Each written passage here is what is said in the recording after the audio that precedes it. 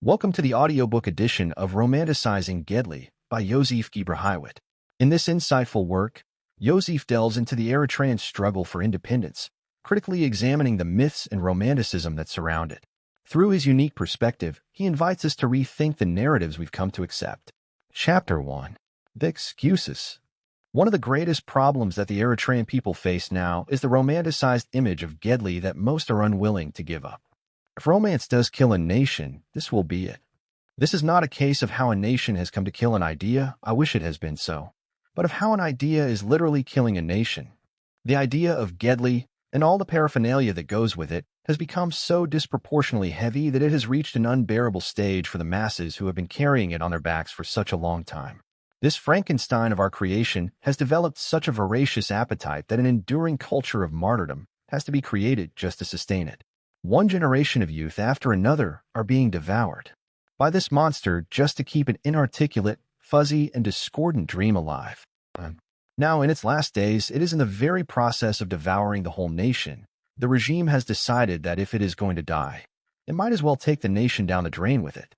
Yet, enamored as they are with their revolution, many Eritreans would rather blame anything else than Ghedli for all the ills that is currently afflicting the nation. Ironically, the only thing that unites those who hold extreme positions in the current crisis and wouldn't see eye to eye on any other issue is this romantic obsession with the revolutionary past, magnifying whatever was good in it beyond proportion, while discounting anything else that mars that picture. You find Jebba supporters reminiscing about mighty Abe Jebba and Ade Ghedli, while minimizing or totally discounting its authoritarian, sectarian, anarchic, corrupt, and dysfunctional nature that finally doomed it to self-destruction.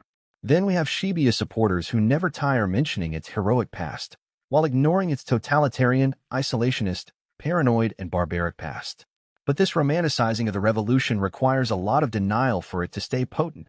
Mass amnesia when it comes to the past atrocities of Ghedli, giving makeovers for many heroes with dubious past, remaking of history to fit one's own purposes, creating myths of peace and harmony among the people that never was, claiming a national identity that has never coalesced into anything identifiable, coming up with endless excuses for endemic failures, finding scapegoats to play the enemy's role, etc. Similarly, nobody dares to fault the masses for the current mess in Eritrea. Given the Marxist overtones that still find echo in revolutionary Eritrea, the masses are never supposed to be on the wrong. Even Shebia, an organization that has shown the greatest contempt for the masses, keeps verbally extolling their virtues, their resistance Tsinat, their endless sacrifice Tufanit, their patience Tetsawaranit, their patriotism Hagrawanit, etc. And when it comes to the opposition, their favorite line is, Hisbnato easy of Ari Kebe? Do our people deserve this? In both instances, what they find appealing about the masses is that they sustain the Surah for such a long time patiently, paying a huge sacrifice in the process. Nobody pays attention to the fact that it is that very unquestioning obedience that sustained Ghedli that is now sustaining the Isaias regime. There is something wrong with a culture that doesn't seem to care whom it serves. Notice how the supposed virtue of the masses is invoked circularly just to keep the image of Ghedli well and alive. These two myths feed on each other's misconceptions. The abuser and the abused in collaboration. The great irony is that the two main causes for almost all the ills that beset modern-day Eritrea can be traced to the culture of abuse of Ghedli perfected in Meta, and now applied ruthlessly and indiscriminately all over Eritrea, its cancer-like spread infecting every population group imaginable, and b. the culture of acquiescence of the masses that has created a very conducive environment for the abusive culture of Ghedli to tenaciously take hold all over Eritrea. The collaborative task of keeping the image of Ghedli pristine has been one of glues that has kept these two cultures in interactive mode for such a long time. For the first, the perpetuation of this myth has been the essence of its survival, and for the second, it has been a quasi-religious cause that has been synonymous to the notion of Eritrea itself. But keeping this picture pure requires a lot of illusion, not unlike that of magic. Only this time, it is willfully played upon oneself. Not only does it require a lot of willful forgetting of what happened in the past, it also requires that one not see a lot of what is taking place in the present. As in all romanticized constructs, the good parts are inflated and the bad parts deflated, all to the peril of the masses. It seems as if the sanity of the whole nation depends on keeping the legacy, and hence the image, of Ghedli unblemished. They feel that if they let go of that image, there would be nothing left to hold on to. Hence the national amnesia to blot out the painful past and the endless excuses to find scapegoats that will be made to play the role of the enemy. In this collaborative task to keep the image and legacy of Ghedli intact and pristine, the first step is to misdiagnose what ails the nation. If one is set out to save the legacy of Ghedli at whatever cost, the first thing to do is to place all the blame for what is going on in Eritrea right now on anything else but Ghedli. The culprit, depending on who is doing the finger-pointing, can be the old generation, Isaias and his few henchmen at the top, those who have a game blood, the PFDJ, the Woyanis, the US and UN, etc. The consensus among all of these disparate groups is that Ghedli, whatever each one of them takes it to be, is not to be blamed for what is happening now in the nation, and if ever, very little. And then, of course, there is this willful collaboration to forget the past. But this task of romanticizing and glamorizing Ghedli by willfully ignoring the atrocities of the past is not an easy one. All that it requires is a little bit of digging up for all the skeletons of both movements to come up to the surface for anyone to see. So the legacy keepers of both Jeba and Shebia in the opposition camp are in as much involvement as the Haidaphites in actively erasing certain damning events in the past and glamorizing their respective heroes, most of them with dubious criminal past. But, as they say, a history that remains untold is apt to be repeated. If so, those in the opposition who are actively revising history for their own petty purposes are equally to blame as those who are currently in power. Excuses and finding scapegoats. Let me now go briefly over some of the common excuses used by many in the opposition to exculpate Ghedli and the masses by making others culpable for all the ills that currently haunt Eritrea. 1. A few at the top. It has now become fashionable to attribute all the ills of Eritrea to a few at the top, the dictator, a few corrupt generals, some policymakers at the president's office, and some few criminal colonels at the middle. This let's make everybody happy diagnosis carries the solution in its sleeve. Take out these few at the top and everything else will be returned to normal. They forget that taking out the few at the top has been very difficult precisely because nobody could make his way to the top as a result of countless entanglements at the bottom. So what one has to equally look at is the national malady entrenched at the bottom that has created a conducive environment for the dictatorship to thrive. An enforcer at the bottom, an informer, a torturer, a cadre, a foot soldier, a fundraiser, a technocrat, a propagandist, a cheerleader, etc. is as much to blame as the ones at the top. The fact that his reach is more constrained is simply offset by the fact that the likes of him, unlike those at the top, come in large numbers and that, given the opportunity, he would act exactly like the ones at the top. But more importantly, this kind of minimalist attribution leaves out the multitude of true believers that really enable the very survival of the totalitarian regime. One needn't go further than the diaspora community to see how this particular group of population is not only willingly supporting the regime morally, but also financially. The Hizbawi Mikit that is going on right now is a good example of how those at the top work very closely with those at the bottom to pursue their repressive agendas. And then there are the resigned masses, who for one reason or another do not want to take any stand against the government. When this minimalist approach is carried to its extreme, the whole nation's ills are attributed to one man only, Isaias. The minimalists totally miss the fact that even the making of a hero out of Isaias has been a result of a decades-old collaborative work between Tegadelti and the masses. The making of the monster of Asmara didn't come overnight on its own. But what is sad about this minimalist diagnosis is that it demands an equally minimalist solution. That is why we see most of the opposition preoccupied at tinkering along the periphery. Some want to talk to Isaias, imploring him to change, as if he has been in a listening mood for the last 10 years. Some want to write a letter of protest to him, as if this hardened criminal is a first-time offender that needs a little bit of prodding to come to his senses. Some are still allergic to the phrase regime change, as if there is room for this unrepentant regime to get rehabilitated. Some want to soft-land regime change, without having any clue as to how that could be achieved. Some are involved in petty projects of sanctioning Isaias only, hoping that their precision surgery will take out the top while sparing the rest the pain of protracted medication. Some are in the business of rehabilitating old criminals in the opposition, all under the name of diversity. And still others are in the business of endlessly reshuffling organizations and changing their names, as if semantic tinkering will do the trick. That all of these stances the opposition have taken so far have been epiphenomenal to the task of bringing about change in Eritrea doesn't seem to bother them at all. They're just happy in the noise they make, even if it finds no resonance anywhere else except in their ears. 2. The ubiquitous Agami card. And then there is, of course, the ubiquitous Agami card, happily used on both sides of the aisle. In both camps, one observes this futile but diligent search for the true, real, or genuine Eritrean going on unabated. Blaming all the ills of the nation on those who are not Dikbat has become the patriotic link that joins many in the opposition with the Haidaphites. You can see this ugly, fascistic search for the pure Eritrean going all over the Eritrean-based websites. There is even one opposition website that, unashamedly, calls itself Dikbat.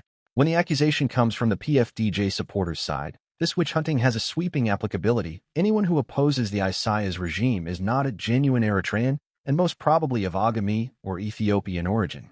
For them, anyone who challenges the Isaiah's regime becomes, by definition, someone who is not a genuine Eritrean. Since this is done by definition, no further scrutiny is needed to confirm their allegation. And as to those in the opposition who are tirelessly guarding the purity of Eritrea, one of their main tasks is to obsessively trace the ancestry of every PFDJ higher official. Measuring how many pints of Tigrine or Amhara blood is to be found in these officials' veins has become their favorite pastime. To them, Isaiah does what he does simply because of his Agame blood. The rationale for this form of denial is obvious. It says, no true Eritrean would harm his country the way these individuals are doing. So it must be their Agami heritage that is causing havoc in the nation. Once this idiotic line of thinking has been taken, it is easy to see how both Ghedli and the Eritrean masses would be exculpated from all the ills that afflict the nation. They would rather bury their heads in the sand than courageously face their demons as a people once and for all. Sadly, this kind of misguided reasoning is what we have been witnessing in the debate on Arajawanit and Eritrean identity in TVZ. Leaving aside the dubious premise that Eritrean identity is built on Haidaphites' identity, a premise on which the whole discussion was based, the panelists seem to agree on one ill-conceived conclusion, that it is those who feel insecure in their identity that are to be mainly blamed for the ills of the nation. Their implicit rationale for such an irresponsible statement goes as follows. Those who are insecure in their identity can only feel secure of their belonging to Eritrea if everybody else is deprived of his or her Haidaphites' identity, and by extension, his or her national identity. And their equally misguided recommendation is to put the origin of PFDJ collaborators into special scrutiny. If this sounds like witch hunting, it is because it is. To them, the tens of thousands of genuine Eritreans that actively sustain this evil government through their collaboration is something secondary. The primary culprits are supposedly those few with Tigrine or Ethiopian blood in their veins. The fact that the ethnic cleansing done on the Eritrean side has been so thorough that it has left almost no one with Tigrine or Ethiopian blood in the land doesn't faze them at all. Such kind of willful blindness is the stuff out of which romanticized constructs are made. It is clear from the above that many in the opposition are collaborating with the Haidaphites in sustaining the culture of exclusion brought all the way from Mida, all to the detriment of the nation, for no nation on this earth will be able to survive the global world that is now in the making with this kind of claustrophobic state of mind. The isolationist culture that Shabiye wallows in finds its echo in the uniqueness of Eritrea that many in the opposition keep touting. The fact that the two camps are constantly feeding this ugly culture in the very attempt to achieve opposing objectives is of a minor point. 3. In the name of martyrs. And then there is this most sensitive of all categorizations, that of martyrs. Almost all Eritreans, be it from high-def or opposition camp, believe that our martyrs died for a better Eritrea. There is a double fallacy embedded in such a statement. First, it attributes wisdom to the dead that the living don't possess. It claims the following statement to be true. If those who survive it all had been dead, they would have been wiser, more patriotic, better Democrats, better citizens, etc., than they are now. Or, to put it conversely, if the dead had been living, they would have known better what to do and Eritrea wouldn't have been in the mess it finds itself now. But this claim is so arbitrary that it has no underlying logic to support it. Second, nobody can put his hands on what that better Eritrea that the martyrs died for would have looked like to them then. Many now want to attribute that a democratic Eritrea must have been the dream of our martyrs. But this belies all the evidence. There was not a trace of democracy in Ghedli of Eritrea. The majority of the martyred, being peasants and mostly forcibly taken through Gifa, had absolutely no inkling as to what democracy looked like. The rest, the student body, was totally preoccupied with Marxism and its variants, and were in fact antagonistic to liberal democracy as we know it now. And if we push this search all the way back to the time of the founding fathers, like Ghebrehiwet, where neither communism nor liberalism were yet in vogue, we find an archaic, feudal world where ethnicity, religion, and the cult of the leader were the main inspirations. These feudal characters would not recognize democracy, even if it hit them in their faces.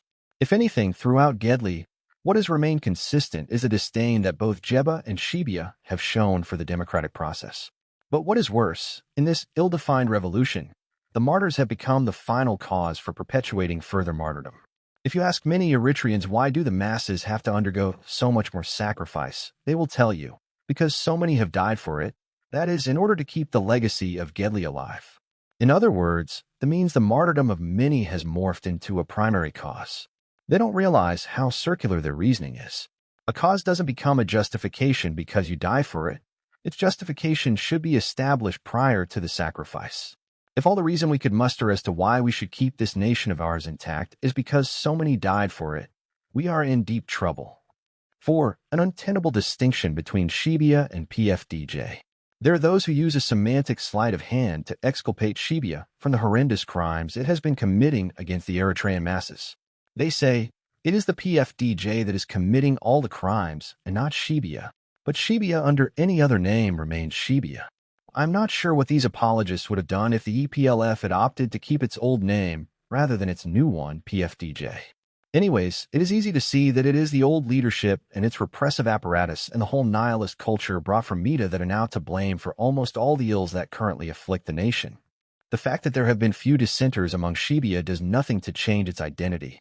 In its history, there have been many dissenters, and in all instances what has remained constant is Shebia's ability to wipe them out.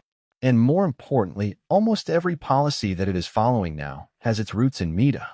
What we are witnessing now is the exact replica of what had been going on in the fields, down to its minutest details, the ruthless Gifa, especially of the poor peasants that had nowhere to hide, the proliferation of prisons, Shebia's underground chambers of horrors, the draconian security apparatus that left nothing to doubt, Hail Wasura being its best embodiment, the killing fields of Sahel, the massacres and endless purges, Minki, Yamin, Jasis, etc., its confrontational stance with any faction, Jeba, TPLF, EPRP, etc., the bogus philosophy of self-reliance, Sferna, Bikolsmna, its religious policy with its untenable distinction between old and new religions enshrined in its Mita constitution, the paranoid glass through which it perceives the rest of the world of philosophy that informed its foreign policy, the encirclement mentality of us versus the world, the Ghedli experience that is now being replicated in the national service with all its nihilist underpinnings, the totalitarian grip under which the Tegedelti lived, now imposed all over Eritrea, the culture of martyrdom that sustained Ghedli, now invoked to sustain the PFDJ, etc. All of these are now being replicated to their minutest details from the blueprints kept in the murderous heads of Isaias and his henchmen. That is to say, there is nothing new in what is taking place right now. We only failed, willingly, to register the lessons of history, all to our detriment. In the after-independence euphoria, anybody who would dare point at these ugly blots of history was considered a spoiler set out to mar that romantic picture of Ghedli that everybody wanted to have and hold. On all of these counts, the almost unanimous silence of former Tegedelti is also amazing. Even those former Shebia officials who are now openly working to bring down the Isaias regime have yet to admit any of these past atrocities. They are in as much denial as the Haidaphites.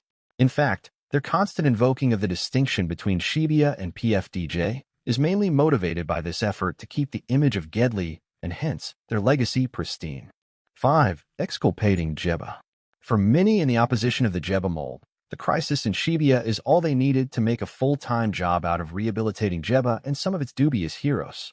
But this sounds more hypocritical than the Haidaphites' task of defending Shebia because, while the Jeba defenders do want us to remember all the atrocities committed by Shebia, they do not want us to remember even a single event that seems to mar the image of Jeba.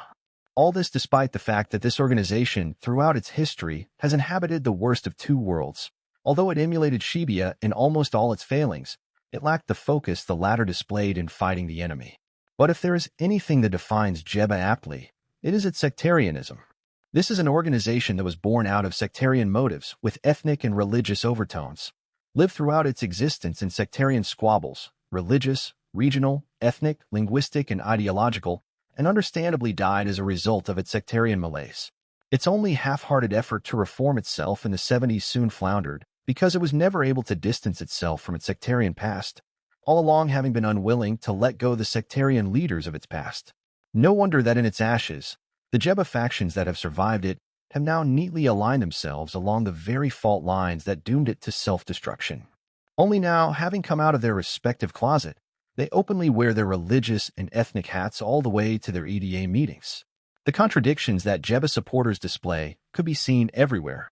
They have been diligently digging up all the skeletons they can find in Shibia's past, as it should be. But if you point to similar cases in Ghebrehiwet, Suriat Addis, Minfair, Rizai, and all other pre- and post-Boha massacres, they throw tantrums. They love to criticize Isaias for every blunder that he makes, and for every crime that he commits, again, as it should be. But not only do they not want to hear any negative attribution about their leaders, however inept, undemocratic, sectarian, or murderous they were, they also are in the active business of giving them a post-mortem makeover. They never tire of reminding us of the marginalization of Kanamas under Shibia, again, as it should be. But if you tell them that in this marginalization, which has a long history behind it, Ghebrehiwet played a major role, with many of their villages burned down to the ground, many Kanamas killed and their cattle pillaged, they go nuts in anger. Day and night, they never tire of pointing out the inhumane treatment of prisoners under the hands of Shibia/PFDJ, again, as it should be. But it is in one of the most shameful history of Ghedli in Eritrea that Ghebrehiwet summarily executed its Ethiopian prisoners at the time of its retreat in the late 70s. In this regard, even Shibia didn't match this atrocity. I could go on and on. The horrors of Gifo, which actually started with Ghebrehiwet, sexual abuse of women, especially by corrupt cadres and military leaders, endemic corruption of the leadership, etc., all areas that Ghebrehiwet had excelled well before Shibia came to be fully identified with them. Myths and lies. In order to justify this revolution, the Eritreans have been accepting all kinds of myths concocted by Ghedli without putting them under scrutiny. First and foremost, the Eritreans must be made to believe that they have a separate national identity from that of Ethiopia. But this is not as easy a task as it seems, for not only has one to establish what is it that differentiates Eritreans from Ethiopians, but also what is it that unites the disparate population groups within Eritrea into one identity.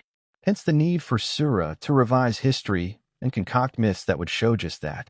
Some of those concoctions are that we, Eritreans of different backgrounds, religious, ethnic, regional, linguistic, etc., have been living in peace and harmony throughout history, especially when left alone by foreign forces. This is totally unsupported with historical evidence. In fact, just the opposite happens to be true. The only peace the land came to know was when law and order was imposed from outside, under the Italians. B. That there is such a thing as an Eritrean identity, the preservation of which has been the main task of Ghedli. But what has transpired from past experience, the pre-Italian history, the Italian era, the pre- and post-Federation upheavals, and the whole sectarian era of Ghedli is that, in fact, no such univocal identity has ever emerged. Ghebrehiwet failed precisely because it was unable to craft such an identity, and Shibia simply repressed the fissures of such an identity. See, that the revolution in Eritrea is a case of the oppressed masses rising up against their colonizers. A closer look would show that the truth is much more complicated. The internal trauma that Ghedli experienced from its inception until now can be traced to two wrong beginnings that could never meld with one another. The sectarian roots of Ghebrehiwet with no unitary, progressive vision for the nation, and the naive high school students' movement, Shaboro, something that should have been confined to the school campus turned lethal with firearms in their hands. D. That the history of Eritrea is separate from that of the rest of Ethiopia. This probably is the greatest lie concocted in Ghedli. To the contrary, the history of Kabesa is closely intertwined with that of Tigray, in particular, and with that of Ethiopia in general. The revisionist history concocted to prove Eritrea's unique history by Ghedli and many Eritrean historians is stunning in the scope of distortions that it undergoes. It is obvious that this mass denial, the excuses, revisions, myths, lies, makeovers, etc. we saw above is meant for us to escape the hard questions that we ought to ask. What is about us Eritreans as a people that has gone awfully wrong?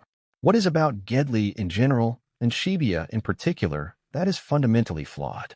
In a follow-up section, I will try to deal with the latter question first.